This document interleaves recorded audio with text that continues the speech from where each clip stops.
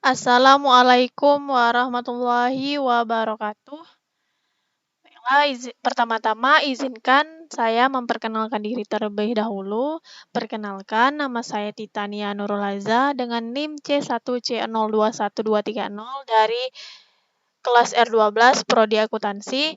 Di sini saya ingin memenuhi tugas mata kuliah perpajakan mengenai timbulnya hutang pajak, penagihan pajak, dan hapusnya hutang pajak.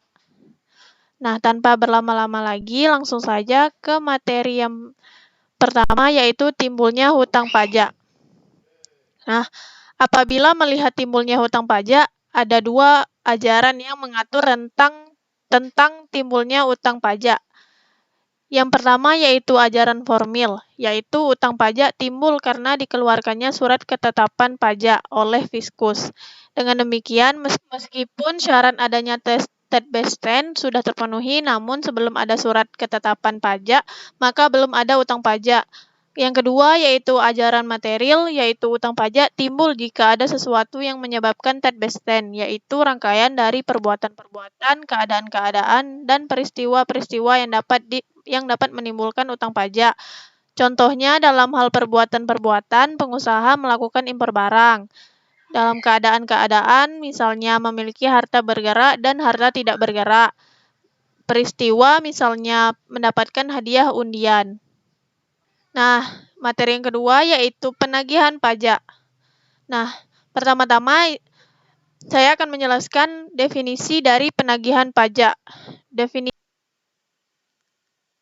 Definisi penagihan pajak menurut Sumitro yaitu penagihan pajak adalah perbuatan yang dilakukan Direktorat Jenderal Pajak karena wajib pajak tidak mematuhi ketentuan Undang-Undang Pajak, khususnya mengenai pembayaran pajak yang terutang.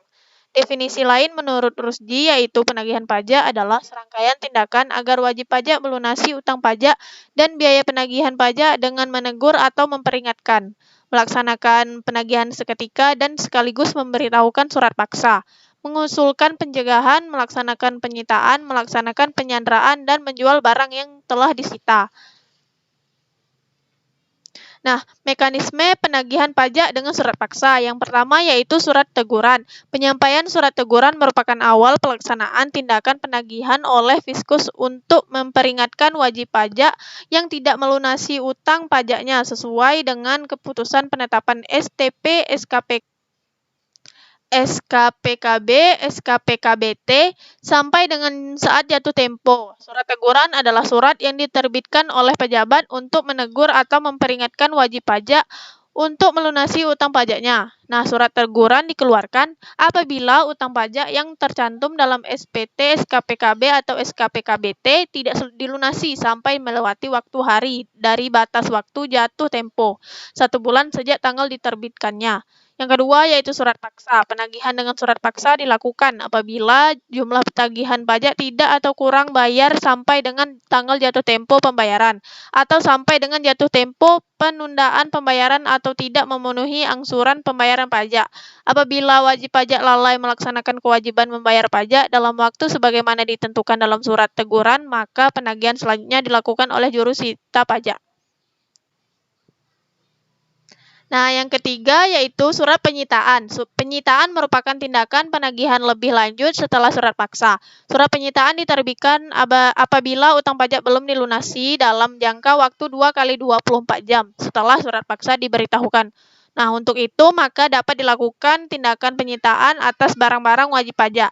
Yang keempat, lelang. Apabila wajib pajak atau penanggung pajak tidak melunasi kewajiban perpajakannya dan terhadap Fiskus telah melakukan segala upaya hukum agar wajib pajak atau penanggung pajak melunasi kewajiban perpajakannya dengan jalan menyampaikan surat teguran, surat paksa, dan melakukan penyitaan sesuai dengan ketentuan yang berlaku, maka barang-barang milik wajib pajak atau penanggung pajak dapat dilelang oleh kantor lelang negara. Nah, yang ketiga yaitu hapusnya hutang pajak. Penghapusan hutang pajak terdapat 4 cara. Nah, yang pertama yaitu pembayaran, kompensasi, kadaluarsa, dan pembebasan. Nah, yang pertama yaitu pembayaran. Cara pertama untuk menghapus hutang pajak adalah dengan membayarnya pada negara. Pembayarannya secara lunas dalam bentuk sejumlah uang oleh wajib pajak ke kas negara. Dalam hal ini, wajib pajak dapat membayarnya sendiri atau mengusahakannya pada pihak lain selama pihak tersebut bertindak atas nama wajib pajak yang memiliki utang pajak. Selain itu, pembayaran ini perlu menggunakan mata uang yang berlaku di Indonesia. Dalam hal ini adalah rupiah. Yang kedua yaitu kompensasi. Kompensasi dilakukan jika wajib pajak memiliki kelebihan membayar pajak, sehingga nominal kelebihannya dapat dialokasikan untuk membayar utang pajak. Yang ketiga yaitu kadaluarsa. Adanya kadaluarsa penagihan jika utang pajak sudah melampaui waktu 5 tahun terhitung sejak tanggal terutang pajak. Yang keempat yaitu pembebasan. Ketika utang pajak ditiadakan oleh satu pihak, namun pembebasan utang pajak tidak diberikan pada pokok pajaknya, melainkan hanya terhadap sanksi administrasi. Nah, yang terakhir yaitu penghapusan. Dalam kondisi yang hampir mirip dengan pembebasan utang pajak, namun biasanya disebabkan karena kondisi keuangan atau kematian. Nah, itulah pembahasan yang dapat saya sampaikan pada kesempatan kali ini. Semoga teman-teman semua bisa memahaminya. Nah, apabila terdapat kesalahan pengucapan kata, saya mohon maaf sebesar-besarnya. Sekian dari saya. Wassalamualaikum warahmatullahi wabarakatuh.